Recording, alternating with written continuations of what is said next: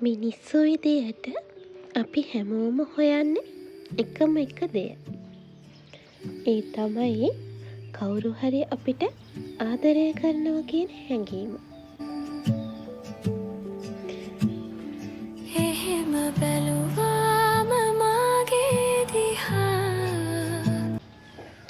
පොඩි හිනාවකින් කරුණාවන්ත වචනයකින් ලෝකයක් වෙනස් කරන්න පුළුවන් කියලා ඔබ දන්නවද? ජීවිතය කියන්නේ ලැබෙන දෙයට වඩා දෙන දේ මත ලස්සන වෙන දෙයක්.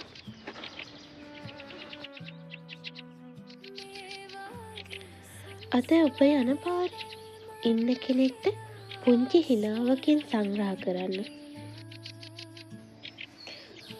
පරාජිත හදවතකට ලස්සන බලාපොරොත්තුවක් වෙන්න.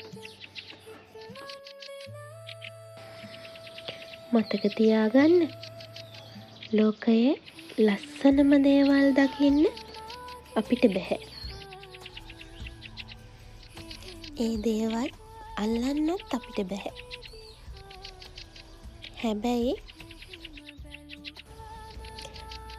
ඒ දේවල් අපිට අපේ හදවතින්ම විඳගන්න ලේසියෙන්ම පුළුවන්. අපේ හදවතින්ම ඒ ලස්සන විඳගන්න අපිට පුළුවන්. ඉතින් අදට ගිහිල්ලා ඉන්න. ආයෙත් ඉන්න. සුබ දවසක්. පරිස්සමින් සතුටින් ඉන්න.